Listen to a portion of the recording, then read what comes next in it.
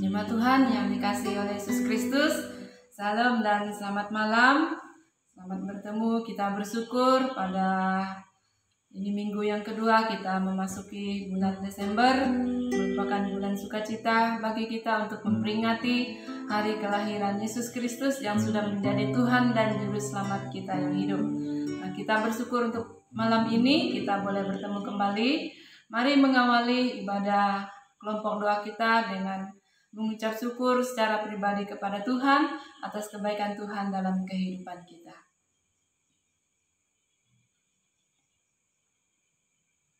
Terpujilah nama Tuhan, jemaat Tuhan yang saya kasih dalam Yesus Kristus. Kasih Allah sangat terbukti dalam kehidupan kita. Marilah kita memuji nama Dia, menaikkan syukur kepadanya. Kasih Allahku sungguh telah terbukti.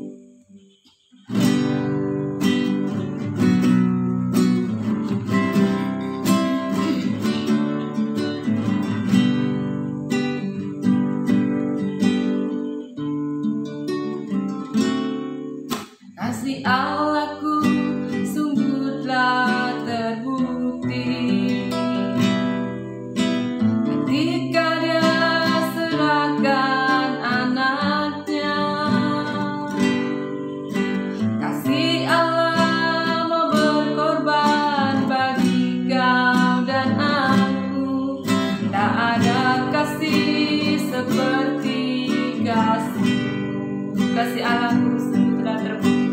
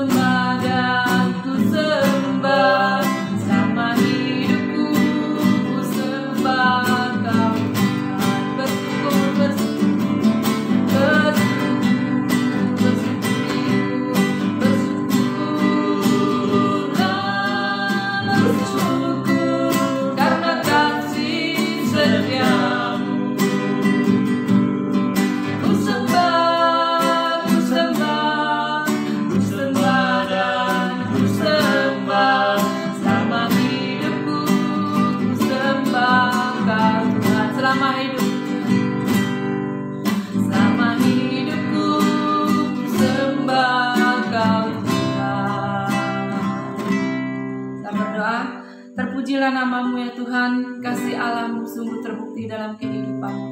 Ketika Engkau menyerahkan atau memberikan anak-Mu menjelma menjadi manusia, datang ke dunia untuk menyelamatkan kami. Dan pada bulan ini ya Tuhan, kami boleh memperingatinya sebagai perayaan Natal kelahiran-Mu. Terima kasih Tuhan Yesus, Engkau sudah baik dalam kehidupan kami.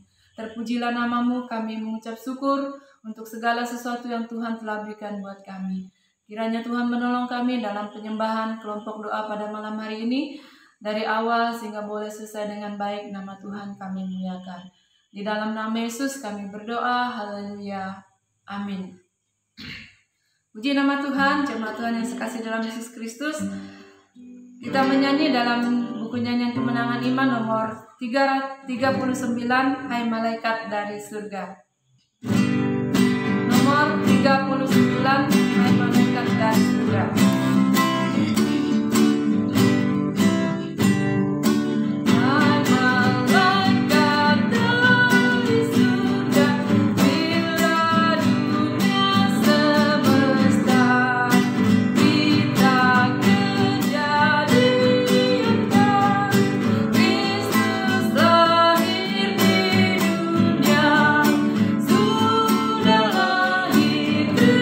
Kristus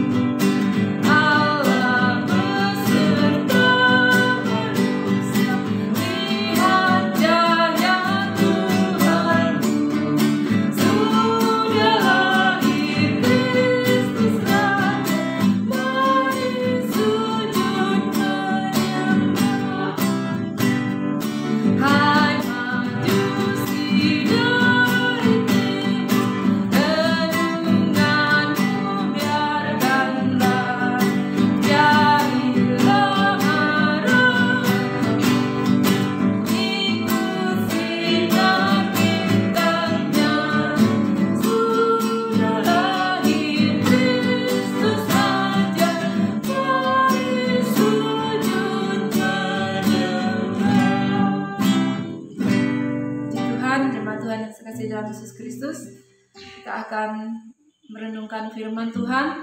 Namun sebelumnya kita terus memuji Tuhan dengan sebuah kor yang mengatakan, "Ku rindu firman-Mu."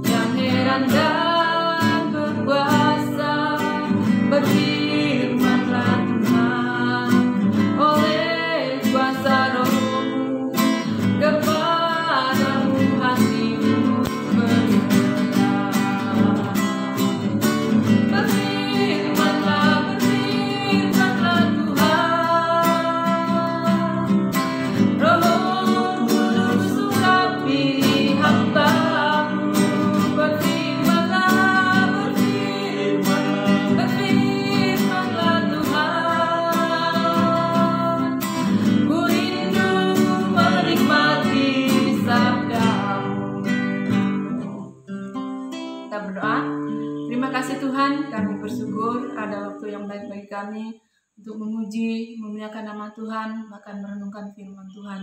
Kiranya Tuhan menolong kami, memampukan kami untuk memahami firman Tuhan, sehingga kami boleh melaksanakannya atau mempraktekannya dalam kehidupan kami.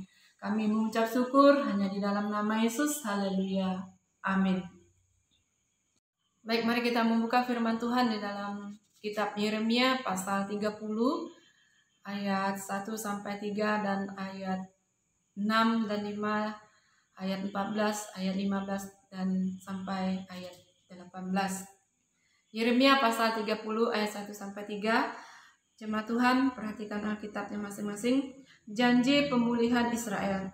Firman yang datang dari Tuhan kepada Yeremia bunyinya, "Beginilah firman Tuhan Allah Israel. Tuliskanlah segala perkataan yang telah kufirmankan kepadamu dalam suatu kitab.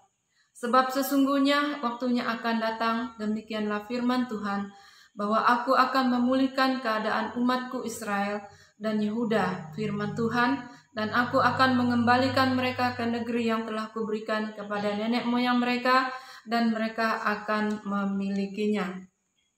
Ayat 14, "Semua kekasihmu melupakan engkau, mereka tidak menanyakan engkau lagi. Sungguh aku telah memukul engkau dengan pukulan musuh, dengan hajaran yang bengis, karena kesalahanmu banyak, dosamu berjumlah besar. Mengapakah engkau berteriak karena penyakitmu, karena kepedihanmu sangat payah? Karena kesalahanmu banyak, dosamu berjumlah besar, maka aku telah melakukan semuanya ini kepadamu. Tetapi semua orang yang menelan engkau akan tertelan, dan semua lawanmu akan masuk ke dalam tawanan. Orang-orang yang merampok engkau akan menjadi rampokan, dan semua orang yang menjarah engkau akan kubuat menjadi jarahan. Sebab aku akan mendatangkan kesembuhan bagimu, aku akan mengobati luka-lukamu. Demikian firman Tuhan, sebab mereka telah menyebutkan engkau orang buangan, yakni sisa yang tiada seorang pun menanyakannya. Beginilah firman Tuhan, sesungguhnya aku akan memulihkan keadaan kemah-kemah Yakub, dan akan mengasihani tempat-tempat tinggalnya. Kota itu akan dibangun kembali di atas reruntuhannya, dan puri itu akan berdiri di tempat yang asli. Jemaat Tuhan yang sekasih dalam Yesus Kristus, kita akan belajar firman Tuhan pada malam hari ini dengan satu tema sesuai dengan tema umum kita, tema Natal, yaitu Yesus datang membawa pemulihan. Yesus datang membawa pemulihan.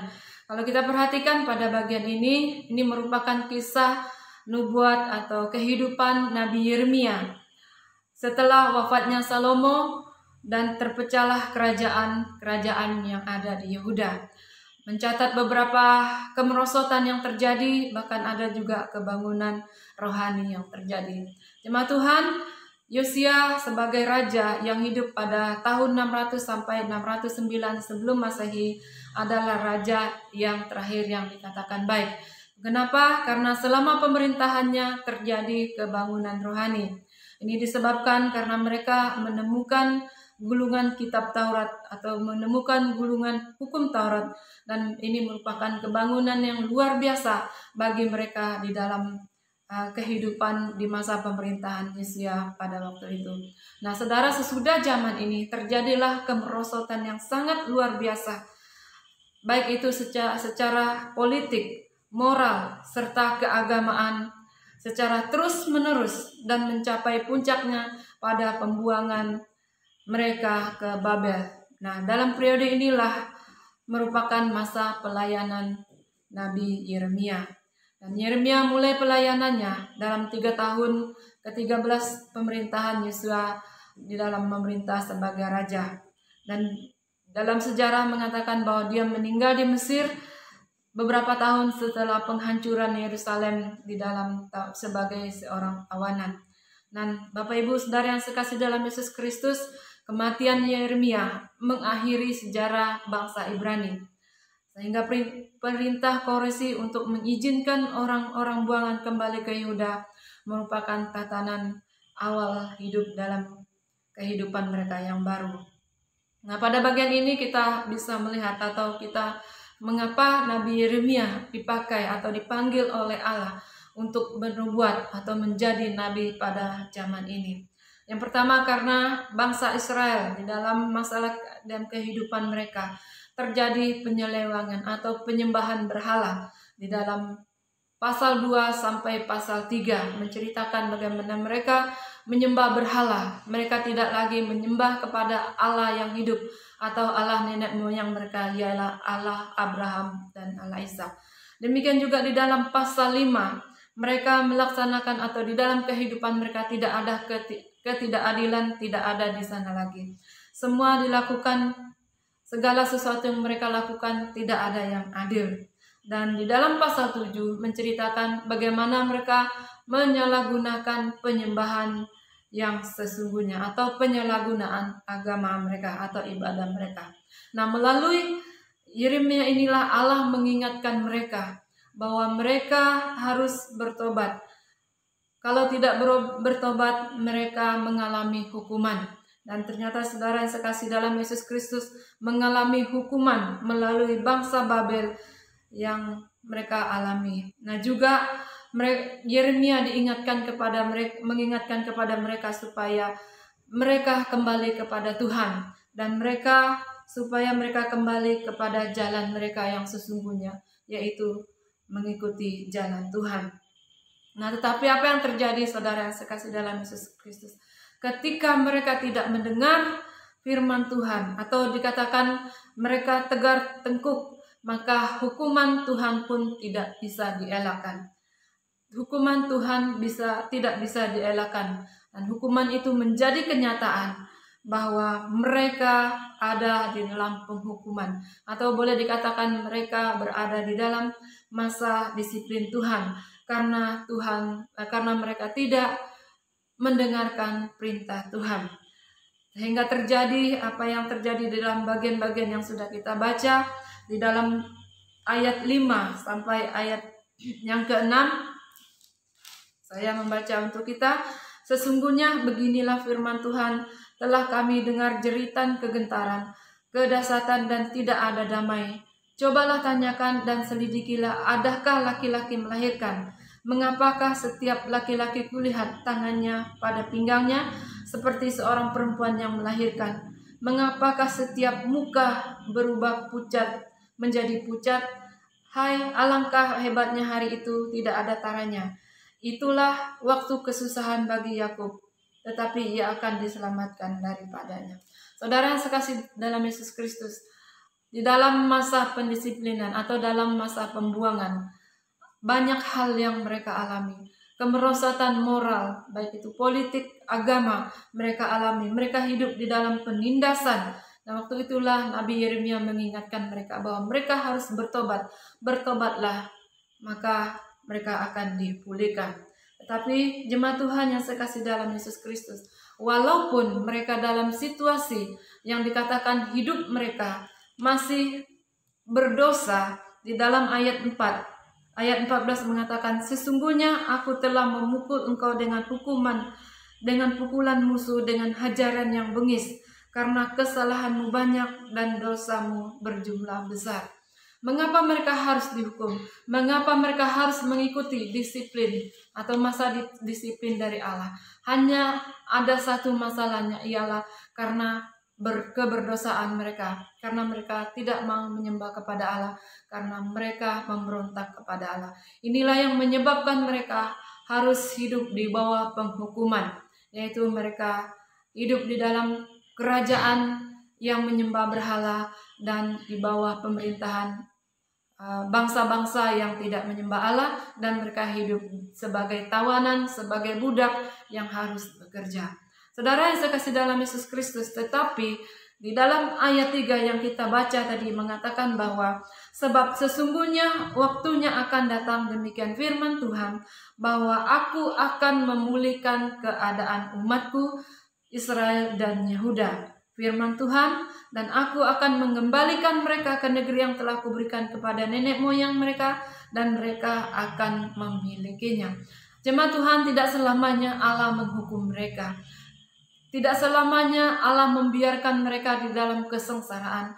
Tidak selamanya juga Allah membiarkan mereka hidup di dalam keterpurukan. Tetapi ada janji Allah bagi mereka, yaitu bahwa Allah akan memulihkan kehidupan mereka. Di dalam ayat 16 dan pasal 6 ayat 16 dan ayat 17, dia katakan, sebab aku akan mendatangkan kesembuhan bagimu, aku akan mengobati luka-lukamu, demikian firman Tuhan. Sebab mereka telah menyebutkan engkau orang buangan, yakni sisa yang tiada seorang pun menanyakan. Beginilah firman Tuhan, sesungguhnya aku akan memulihkan keadaan kemah-kemah Yakub, akan mengasihani tempat-tempat tinggalnya. Kota itu akan dibangun kembali di atas reruntuhannya, dan puri itu akan berdiri di tempatnya yang asli. Jemaat Tuhan, luar biasa penyertaan Tuhan. Walaupun mereka dalam situasi yang dikatakan mereka adalah bangsa yang tegar tengkuk, yang memberontak terhadap Allah yang mengasihani mereka, tetapi Allah senantiasa mengasihani mereka. Dia mengatakan bahwa aku akan memulihkan mereka kembali. Aku akan mendatangkan kesembuhan bagimu.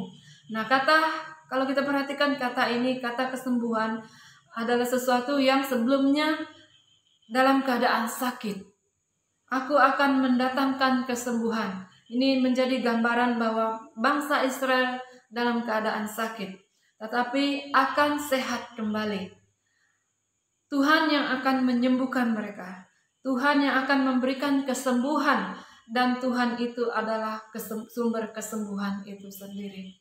Jemaat Tuhan yang saya kasih dalam Yesus Kristus, kesembuhan di sini berarti memiliki makna bahwa mereka akan disembuhkan dari kehidupan rohani mereka yang awalnya atau mulanya mereka telah menyeleweng. Maka Tuhan akan mengembalikan mereka, menyembuhkan kehidupan rohani mereka untuk kembali kepada Tuhan.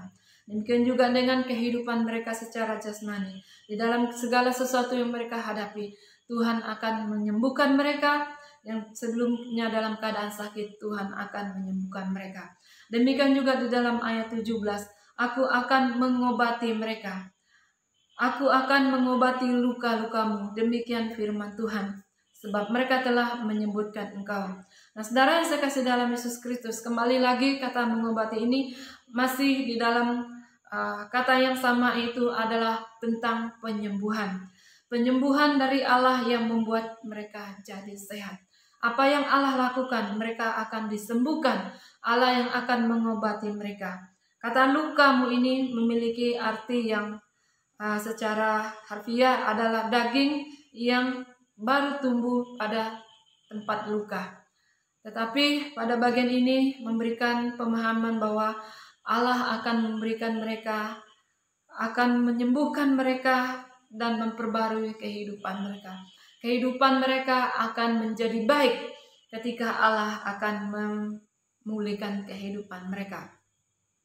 Keadaan mereka pada waktu itu, mereka adalah sebagai tawanan. Boleh dikatakan sebagai tawanan yang di dalam kurungan. Karena memang mereka tidak bisa bebas, tidak bisa melakukan kehendak mereka.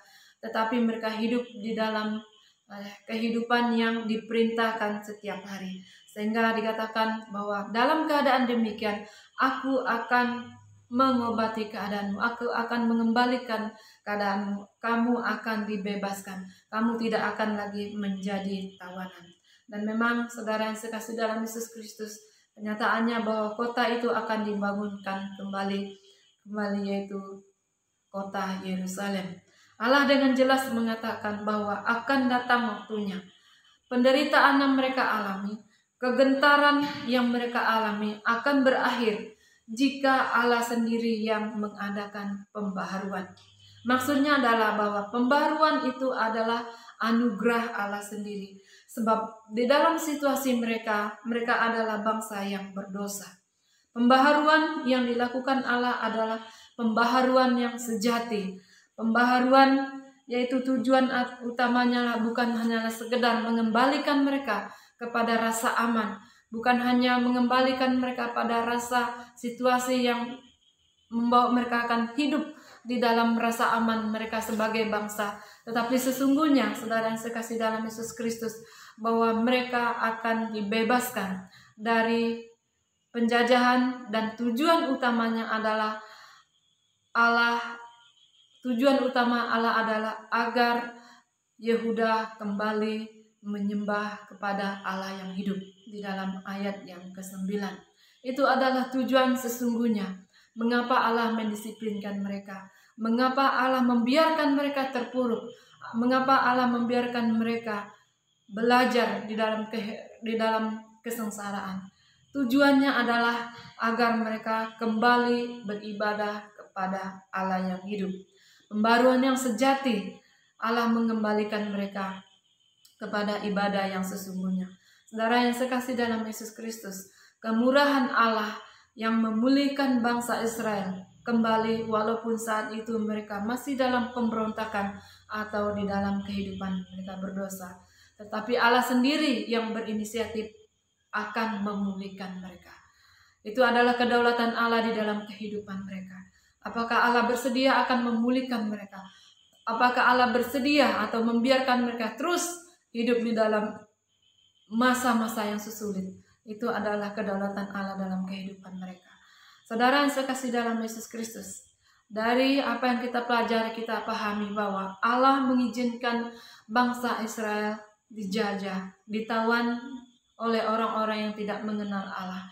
Ini merupakan satu perjanjian, atau Allah sudah memberikan pernyataan kepada mereka yang di dalam dikatakan perjanjian Sinai, yang walaupun secara sepihak dilanggar oleh Yehuda, tetapi Allah menghargainya, bahkan Dia tetap setia memenuhinya.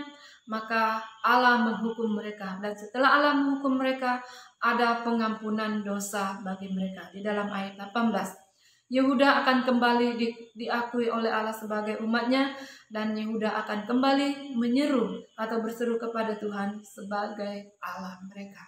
Saudara yang sekasih dalam Yesus Kristus, kita bagaikan orang Yehuda atau bangsa Israel yang pantas binasa karena dosa kita, yang pantas lenyap karena kesalahan kita sebagai manusia yang telah melanggar firman Allah. Namun kasih Allah mengasihani kita. Allah tidak akan menghukum kita. Maka Allah memberikan anaknya datang ke dunia yang kita peringati pada tahun-tahun ini atau pada bulan ini. Kristus adalah Sang Juru Selamat kita. Dia menyelamatkan kita, bahkan Dia adalah tabib yang ajaib.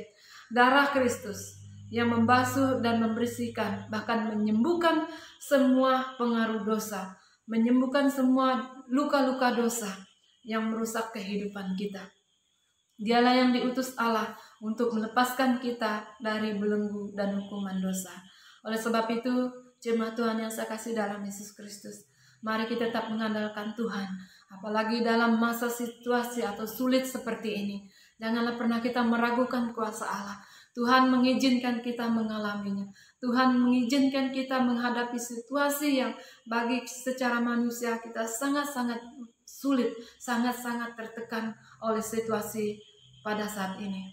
Tapi mari kita sadari bahwa kita sebagai orang percaya yang telah ditebus oleh Kristus, ada jaminan bahwa Allah akan memulihkan kehidupan kita. Allah akan memulihkan bangsa kita. Mungkin kita sedang bergumul dalam sakit penyakit kita. Ingat bahwa Allah akan memulihkan kita. Mungkin kita diizinkan juga Allah sedang menghadapi satu pergumulan masalah dengan anak kita, orang tua kita, mungkin suami juga. Mari kita mengandalkan Tuhan. Dengan situasi seperti ini, Tuhan akan pasti berkarya. Dengan harapan bahwa kita akan diberikan jalan keluar dan percaya Tuhan akan memberikan jalan keluar kita. Kuncinya adalah kita tetap mengandalkan Tuhan. Kita percaya bahwa waktu Tuhan adalah waktu yang terbaik dalam kehidupan kita. Mari kita setia menjalaninya. Suatu saat Tuhan akan memulihkan kehidupan kita. Mungkin kehidupan kita secara rohani juga sedang terpuruk, sedang sakit. Mari kita mencari Tuhan. Tuhan akan memulihkan kita. Mari kita berdoa. Kami bersyukur kepadamu ya Tuhan, karena janji-Mu, janji pemulihan-Mu kepada bangsa Israel, yang juga akan berjanji memulihkan kehidupan kami di dalam segala keterpurukan kami. Terima kasih ya Bapa, mungkin kami sedang terpuruk karena keberadaan kehidupan keluarga kami, rumah tangga kami, anak-anak kami, atas sakit penyakit yang kami hadapi, atas situasi pekerjaan kami. Kami tahu, kami percaya bahwa suatu saat Tuhan akan memulihkan kehidupan kami. Oleh sebab itu Tuhan, ajarlah kami untuk senantiasa mengandalkan Tuhan dalam situasi apapun. Terpujilah nama-Mu ya Tuhan, di dalam nama Yesus kami berdoa. Haleluya. Amin. Ya, puji nama Tuhan untuk firman Tuhan yang sudah kita dengar. Berikut kita akan menyanyi lagi dalam nyanyian kemenangan iman nomor 96. Aku memerlukan Dikau Tuhan. Kita tahu bahwa setiap jam, setiap waktu kita memerlukan Tuhan. Tanpa Tuhan kita tidak mampu berjalan sendiri. Nyanyian kemenangan iman nomor 96 dan kantong persembahan akan dijalankan.